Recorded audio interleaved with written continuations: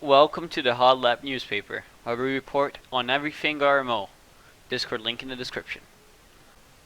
In this video, we're going to report on all the events that happened during the season break. First of all, Clone Ninja has been working on RMO's first custom track, the Stockholm International Circuit, which is going to be hosting the Swedish Grand Prix. With a mixture of high-speed sections, fast corners, and hairpins, it provides some really exciting racing. An onboard video commentating on the track is going to be released right after this one. Ikera has been working hard as we edge closer to the race day, with recent completion of Silverstone, which is looking to be one of the best tracks we've had so far.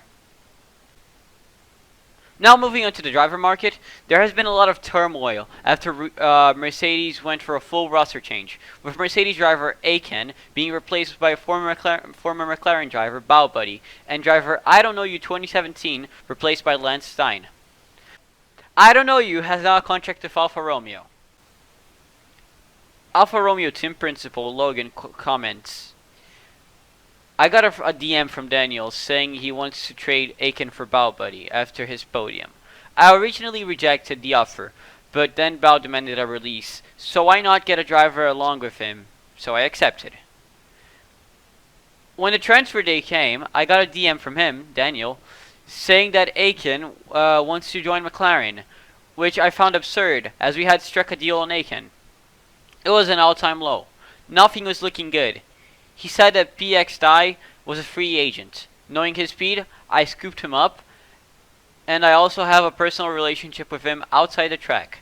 I dropped Serbian, as he didn't like me, and I didn't see any good quality in him.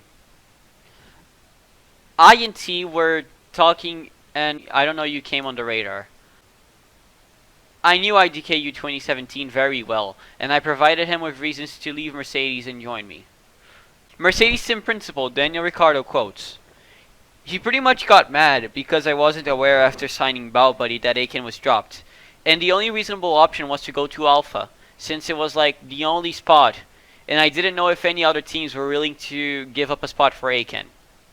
So basically, what he did in retaliation is to sign I Don't Know You after Aiken went to McLaren. And then T500 started leaking stuff in chats, and Tilly got pissed over it and left the team. On an interview, current Renault driver Matthew was asked about his expectations for the season return. I hope to reach the top 5. At the season beginning with Racing Point, I wasn't able to what I'm fully capable of because of internet issues. Happily, I've upgraded my internet and I wait anxiously for the season restart. He also quotes, the driver market has been real exciting these days, especially for Mercedes. They're signing 2 new drivers. I haven't seen Lance race yet, but I think that they nailed it with Bo, judging by his recent performances. In another interview, former McLaren driver and current Mercedes driver Buddy quotes, well, it feels amazing, definitely a huge boost in my confidence, allowing me to aim extremely high. Though, with joining such a top quality team, there normally is quite a lot of stress and pressure on board, so I need to keep my mind forward and put a top quality performance in. From what I've observed from the team, and the reason why I've joined Mercedes is the organization. The brilliant manager, Daniel Ricciardo RS, is great with the skills necessary for leading the team and is going to help me learn new tips on track and perform and get the best results.